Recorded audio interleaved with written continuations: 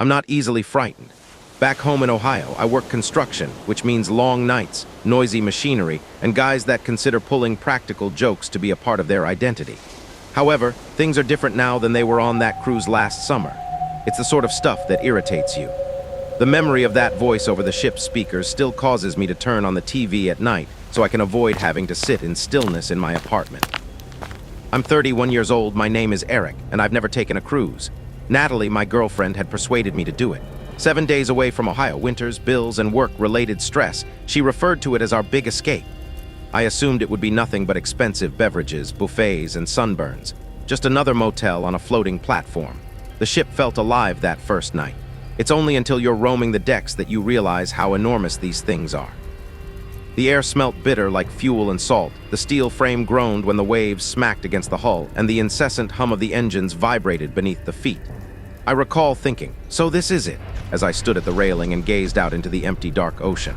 No way out unless you can swim. When I said it, Natalie laughed. She cherished the ocean. It appeared unending, and I detested that. When we made the decision to return to our cabin, it was almost midnight. We were inside a room with 4 walls, no windows, and the soft hum of air conditioning. Natalie immediately dozed off.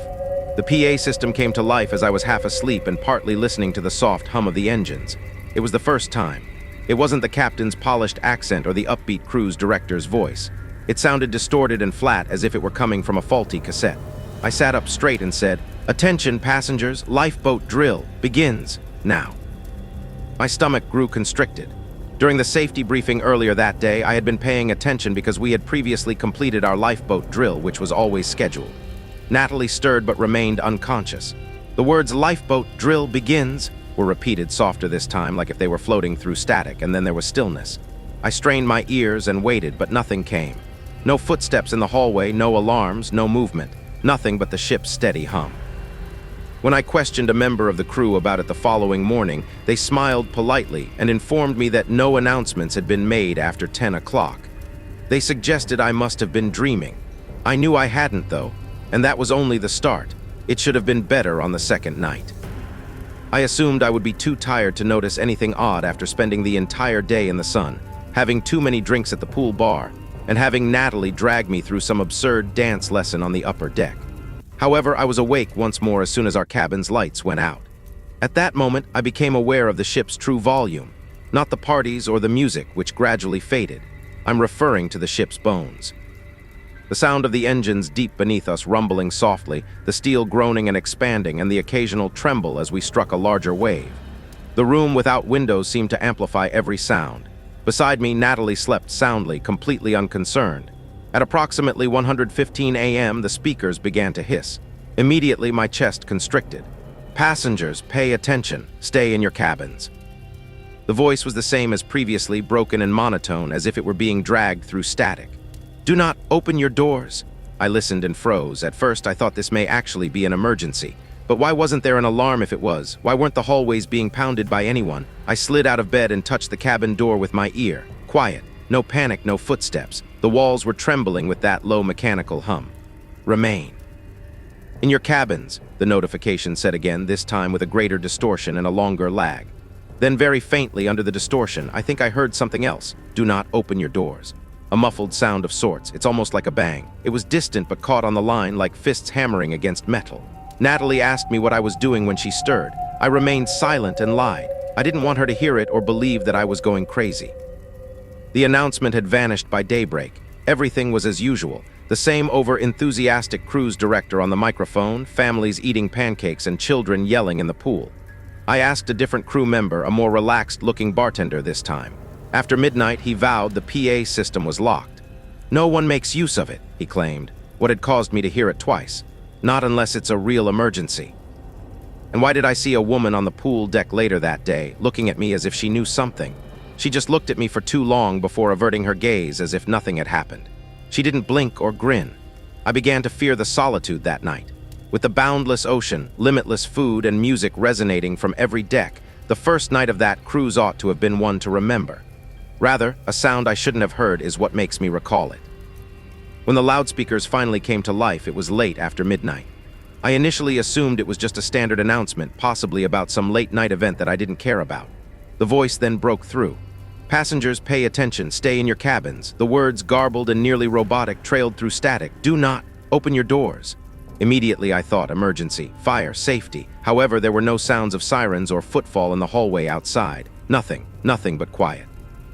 Kyle is my name. I'm a 31-year-old mechanic in Cincinnati. I'm not the kind to be easily frightened. I've crept through moldy, rodent-infested basements and been beneath cars that rumbled like coffins. But I was frozen by that voice for some reason. It wasn't urgent. It lacked command. It was incorrect, as if I wasn't supposed to hear it. Natalie, my girlfriend, and I were staying at the cabin together. When the news aired, she was half asleep and whispering to me to go back to bed. I kept what it stated from her. To be honest, I didn't want to repeat it out loud or completely wake her. The words seemed risky, as if uttering them might make them more tangible. Everything appeared to be in order the following morning. Couples sipping cocktails, families heaping plates at the buffet, and children playing on the pool deck. The crew pretended that nothing had occurred. I asked a young employee who was clearing plates if they had made any announcements that evening. No, he responded, giving me a blank expression. Official communications were the only ones conducted via the PA system. Nothing unless it was life or death after midnight. What had I heard then? I couldn't sleep the second night because of that question. The deep roar of the motors hummed through the walls. The smell of salt and steel filled the air, making it seem heavy. Beside me, Natalie slept soundly, breathing steadily. Then, as before, the speakers began to crawl with static. Passengers, pay attention. Stay in your cabins. My blood froze. Don't open your doors. This time, though, I heard something different through the distortion. A slight beat. The sound of fists hitting metal. There were dull, desperate thuds in the transmission's backdrop. I touched the cabin door with my ear. There was silence in the corridor. No footsteps, not a voice. The ship's groan as it shifts under its own weight. I waited for the announcement to repeat once it was over. It didn't. Heart pounding, I stood there in the dark, waiting for any sound. By daytime, it seemed as though nothing had occurred. However, something had changed. Later that afternoon, I saw a woman staring at me from the pool deck. She was a middle-aged woman sitting by herself with an unopened drink, her sun hat pulled low. I initially believed she was simply dozing off, but her eyes remained fixed. They continued to stare at me without blinking. It continued long enough for me to turn away, uneasy. She was gone when I turned around. I hated going to bed by the third night. The static and crackle returned. The voice. It wasn't the same this time, though. Pay attention, Kyle the Traveler. Stay in your cabin. My name is... Don't open your door. My name was said. My stomach turned around as I staggered away from the speaker. I was unable to speak when Natalie stirred and asked what was wrong. The tone had been too purposeful, too explicit. Reaching for the phone, I called guest services. After repeatedly ringing, it disconnected. No response. I didn't get any sleep that evening. Like there was something waiting outside, I sat in the chair at the cabin door and stared at it. I looked about the ship the following day in hopes of finding the woman who had been staring at me. I discovered her bent over a book she wasn't reading in a peaceful section of the library. With trembling palms, I carefully approached. "Pardon me," I said. "Was it yesterday that you stared at me?" Slowly, she raised her gaze. She looked as though she hadn't slept for days because her eyes were bloodshot. She didn't dispute it. She only made one statement. "Don't you hear it too?" My chest became constricted. "The announcements," she gave a nod.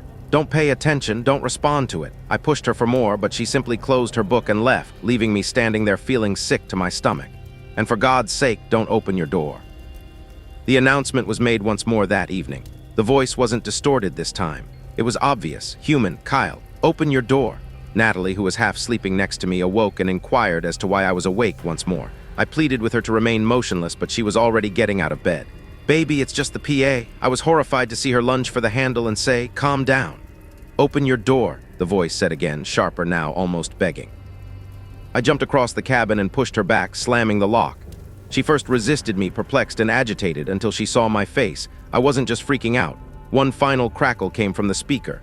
"Don't make me ask twice the next time." Silence ensued. I cornered one of the officers on the bridge the next day. I insisted on answers. "There are no late-night announcements," he said with a practiced smile. "There are no technical issues." Perhaps I ought to consult the ship's medic if I was hearing voices. However, something was revealed by the expression in his eyes. He was aware. He wasn't shocked. He was acting. I did all I could that night to prevent the door from opening, including pushing a chair beneath the handle and placing our bags in front of it. Now Natalie was scared too. The news was made at 2 in the morning. "Kyle," the walls moaned, "you can't stay hidden forever." The ship trembled. Then there are knocks from the corridor. Deliberate, heavy. There were knocks that got louder and louder until it seemed like the door would be smashed down by whatever it was. Natalie was sobbing and clinging to my arm, pleading with me to stay still. I hoped the lock would stay in place as I leaned my back against the barricade. Then there was quiet. I opened my eyes to find that it was dawn. The suitcase had not moved. The door was still supported by the chair. However, there was a problem. Water was gathered beneath the door. The carpet was soaked by a thin film, perhaps an inch thick, seawater. We requested to be transferred to a new cabin after packing our belongings. The employees obeyed without inquiry, too soon, as if they had previously done this. We waited up late the last night. However, the announcement was never made. There was no sound from the speakers. I briefly believed it may be over. Then I saw her again as we got off the ship. The woman from the library, the pool deck. Her eyes were fixed on me one last time as she stood close to the gangway, and she slowly and deliberately mouthed 2 syllables. Not over. I dumped my suitcase on the bed when I eventually arrived home. Sunscreen, clothes, and the mementos Natalie purchased. And something I forgot to carry was tucked into the side pocket at the very bottom. A card with keys, the same ones that were used aboard the ship. However, it was printed with a single word in place of our cabin number: broadcast. Even though I now keep it locked away, I believe I occasionally hear a slight crackle of static in my flat late at night. And I can't help but wonder if I'm still aboard that ship when it happens. Do yourself a favor if you're watching this, because these kinds of stories are authentic, verified, and repeated to ensure that no one forgets. Subscribe to Midnight Outcry. And believe me, you will want every warning you can get when a ship calls your name.